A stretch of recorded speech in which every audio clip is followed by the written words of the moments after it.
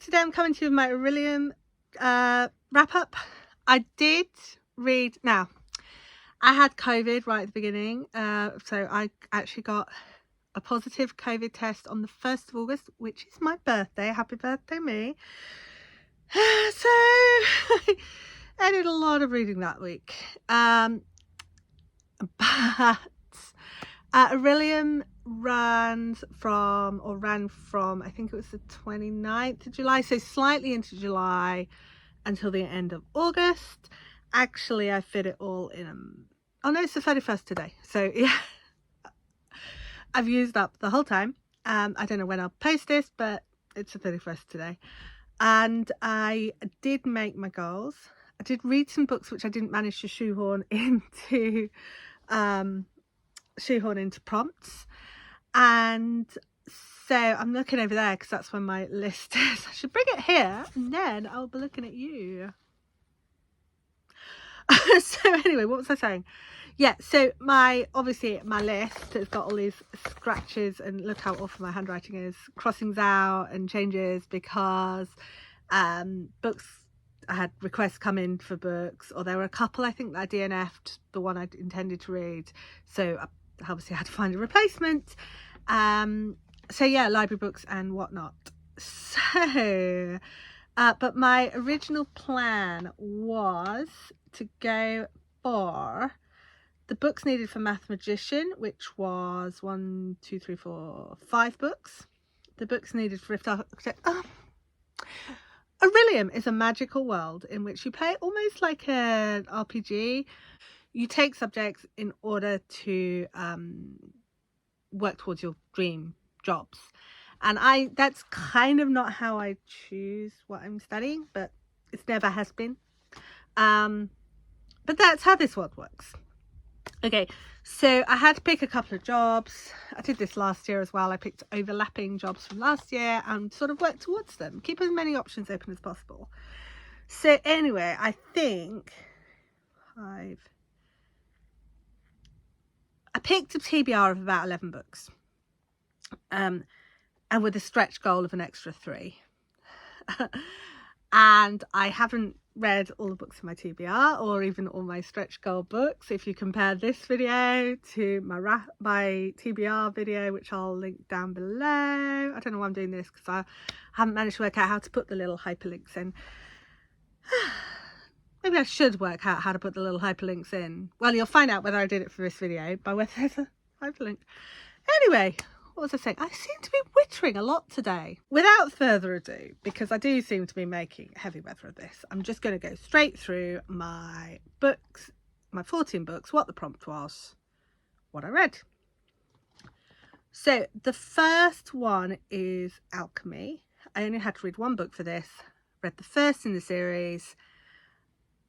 And I had Atlas 6 by Olivia Blake come in, so I picked that for my first in series.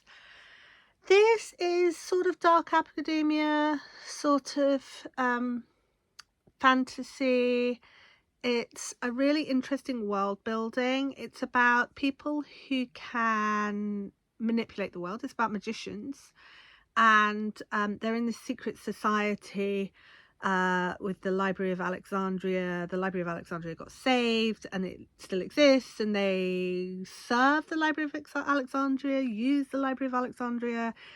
It's all a bit complicated. So I thought the plot was really good. It's got these 6 characters who all come together to compete for 5 places. But I don't know, I didn't love it. I expected to love it. I didn't love it. And it just didn't do it for me. There's nothing wrong with the book. I finished it. It was okay. I'm not desperately keen to pick up the second book. Maybe I will, maybe I won't. But I'm not going to do it immediately. The next book was a random tarot generator. And I had picked out The Sun and the Void for this. I had Death.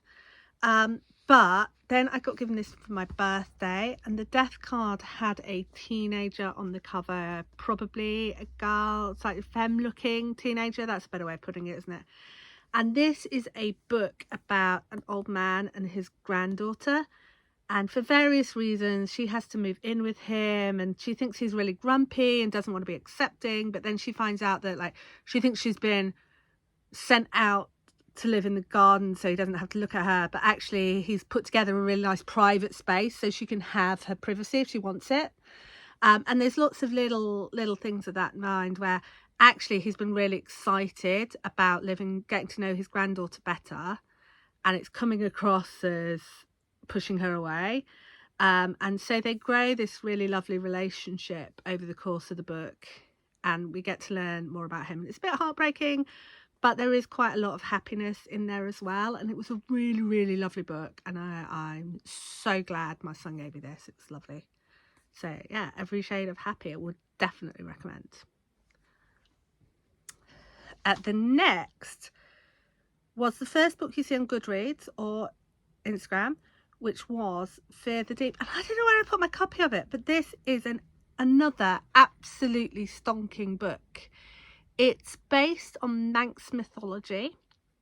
It's more of a like retelling, sort of almost historical. It's that turn of the 20th century. And it's just really lovely about this girl finding her way in the sea, and she's really scared of the sea, but she lives in the Isle of Man. And there are monsters in the sea, and it's just her coming to terms with her community, and her community coming to realise that not everyone has to be exactly the same, and just coming to accept each other. And it's just about acceptance and love and sea monsters. And it was really well written. I thought I found it really gripping. So I definitely wish I was holding up my copy, because it was brilliant. It was brilliant, and you're going to love it. So yeah, Fear the Deep by, will have written it somewhere here. The next one is Word in the title from my last song on Spotify. My last song on Spotify was Dear Theodosia from Hamilton, and the book I chose was My Dear Hamilton by Stephanie Dray. This is a biography of Eliza Hamilton, and again, it's really fast paced. It's quite chunky. Well, quite chunky. 600 pages. It's quite fast paced, even though it's 600 pages. I did feel like I was reading for it, and I was quite excited to pick it up every time. Obviously, I know quite a lot of the story from Hamilton, and there are definite points where they use the same lines, and I'm like, did Angelica Schuyler really say that Alexander Hamilton is like Icarus? Yes, she did. So where there's lines that look similar, it's because they're picked from the same source material, which is great. It's great. And it was just lovely seeing the bits where it matched with other fictional tellings I've known and the bits where it doesn't. It's a novel. It's not biography. But yeah, it was really great. I loved it. Okay, the next one. Book from my end of year TBR, and I chose the second Skandar book because I had intended to read it basically as soon as it came out, and I hadn't, but I wanted to get it read as quickly as possible. Skandar and the Unicorn Thief was about a boy who gets sent to a school for unicorns, and then the unicorns are being abducted. These are like battle unicorns. They're not cute fluffy unicorns. And there's shenanigans because he's accessing an element that no one's meant to be able to access, because only people who can access are evil. Only maybe he's not evil, maybe he's a child. So Skandar and the Phantom Rider, that's the second one, is sort of finding out more about the evil that lurks on the island and trying to stabilize it. And it was quite gripping, especially for the second book of a trilogy. It was fast paced, it was quite gripping. I can absolutely understand why my little 11-year-old acquaintance was so enthusiastic about it. And I was excited to be able to tell him I'd read it, and he was right, and I loved it. Okay, the next, Shield on Cover or Title. And again, this was another library book that came in. I read Sailor Proof by Annabeth Albert. Now, I would have said, if you asked me, that I do not like romance books. But I've read 2 Annabeth Alberts in the last month, and they were both adorable. They were quite tropey. Like, I read both the Shore Leave books. They were kind of tropey, following the same paths, but I guess I picked that up more because I don't read much romance. I think it turns out that maybe I like queer romance better than straight romance, And the second one has a demisexual protagonist, which is just amazing. More of that, please. But Taylor Proof is this guy who works on a sub, and the person who's getting the first kiss when they get onto shore is kissing our protagonist's ex. So he asks his best friend to set him up with someone, and best friend sets him up with his little brother, and then they have to pretend for ages that they're dating, and after about like the fourth or fifth time they have sex, they're like, maybe we're not pretending, maybe actually we quite like this and we'll carry on doing this. And it's very sweet, and there's this lovely family that they're all part of, and it's just adorable, really. And maybe I'm coming around on the whole romance thing, maybe. Next was a court or royal book, and obviously there could be loads. I started The Chosen Queen, which is about it's a series about the queens of England in 1066. Not my cup of tea, not my thing, so I DNF'd that, and I read Murder Most Royal, which is this is a series of books in which Queen Elizabeth II is the detective.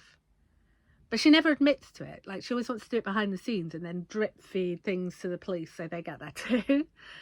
This is one of her old friends' hands, just a hand, turns up on the beach in Norfolk near where she's staying. And it is actually our nearest beach. We hardly ever go there. We drive on to the next one. But it's like a 45, 50 minutes drive from me that this hand turns up. So that was quite creepy in some ways, but also, and then there's this, like, you know, there's sexual shenanigans going on in the past. You know, it was the 60s, everyone was doing sexual shenanigans, but also all the posh people are doing shenanigans. Obviously, because that's how posh people work, apparently. I don't know. So they're quite fun. This one was quite fun.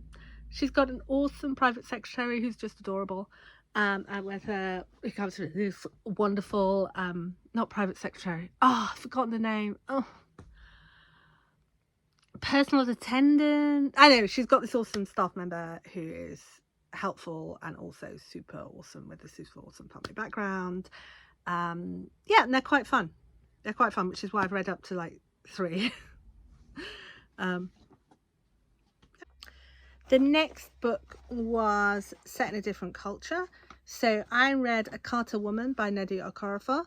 This is about a Nigerian American who finds that she's got magic in her blood, and she has to go to Nigeria in order to work through the magic. And it was really, really lovely, and I don't feel like I have a lot to say about it, but it was lovely and I did like it. The next was a manga or graphic novel, and I read Welcome to St. Hell by Lewis Hancox, which is about this man's life as a teenage girl, or presenting as a teenage girl, and it's got lots of inserts from him and his parents, like in his adult life, and lots of things about, like, it kind of looks like his parents were hinting that he might be trans quite early on, but then they're saying, well, I didn't really know. I knew there was something special about him, but I didn't really know exactly what it was. So it's really sweet, actually. He's got this apparently really loving, supportive relationship with his parents, and I think he's on YouTube, but I haven't actually gone to look out for his YouTube videos, and I really liked his art style, and it was lovely and uplifting and positive, and I really love the ending, but I'm not going to show you. I kind of want to show you, but I'm not going to show you. Go read it yourself. The next one I read was black on the cover or a fire on the cover, so I read a black cover with fire on it, Majesty's Royal Coven, which is part of the civil service, is this coven, and if you are magical you can go do magic for the government. And it's sort of a story of coming out and acceptance and understanding that not everyone looks the same. There's a lot of intersectionality on it, so it's basically a fun romp through like magic and like people blowing each other up and stuff, but with this deep deep message of acceptance and intersectionality matters. So yeah, I'd recommend it. The next was Read It in Silence. I had COVID. I was in this room by myself, so all I needed to do was switch off my music. There is quite a lot of traffic outside, but I figure there's never actually silence. So, you know, what it means by in silence is like not intentionally making noise.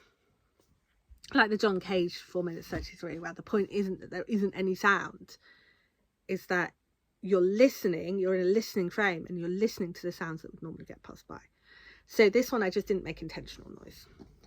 And I read Hidden Histories by Marianne Ochota. This is another birthday present, and it is about reading the landscape to tell you what's happened in the past. And I found it super interesting, and I learned some stuff from it about etymology and the pasts of Britain. And I would never have picked it up by myself. Basically, we were in a bookshop a while ago, and I was like, oh, I really want to read that book. And this was next to where the book I'd really wanted to read had been. And my son was like, actually, you know what, this looks super interesting too. So he picked this up.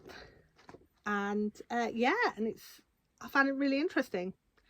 And I might even take it out. It's got some suggested walks and suggested places to go to look for features, so I might even do that. It's sort of intended to be taken as a field guide rather than the thing you read when you're in bed, stuck in bed, but yeah, it's all good. Okay, then we're on to the stretch goals, which I had Gemstone in Title, Author's Name, which I read Ruby Red by Kirsten Gear. And this is about someone who is expecting her cousin to be the time traveller, her cousin she lives with. But then it turns out she time travels. And there's this whole thing with a secret society who may be slightly malicious, but who also want to control her, because if you can control the time travel, it's less likely to kill you.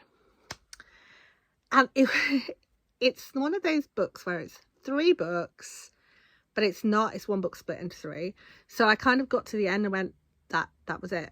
Okay then. So I've got the second book out of my library now, but I really wish I'd had it bound in 1 volume, because it was short, but it was like a third of a book. It wasn't a full book.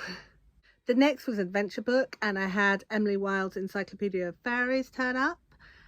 Which is it's got a very heavy enemies to lovers trope coming on, but it's a woman, and I found the fact that it was telegraphed a little bit tedious, but that's the only bad thing about this book.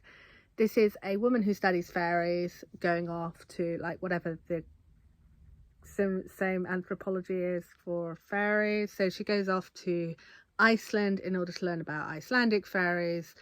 And she meets some fairies, and some of them are very lovely, and she faces some quite reticence from the local people, but then her academic rival joins her, and he's really charming, and so they team up, and it goes a lot better from there. And then there is a lot of adventure, and then it all ends up good in the end. There was a point at which, like, obviously when they're in Fairyland, that makes its own rules up. But the stuff when they were in Cambridge, it just jolted me out of it. And a lot of people are like, oh, this thing is the thing that you can't get your head around, not the fact that it's got, like, dragons on fire. And I'm like, yeah, actually, because dragons on fire, you make your own rules for. But how Cambridge works, you can't just, like, how this world works, it can jolt you out of the... So I said there were a couple of things which I didn't like about the book, but overall I really loved it. I just found it a bit jarring sometimes when they're back in this world, this real world that we know, and then it looks weird. Does that make sense? But the fairy stuff was brilliant.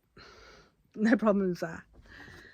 Okay, and the last book was Pet on the Cover, and I had from the library a physical book, Spellbound by F.T. Lukens, which has a cat. Now, this cat is not a pet, but we have 2 pet cats in our house, so I'm going to count that, because also I didn't know when I picked it up that this cat was not a pet.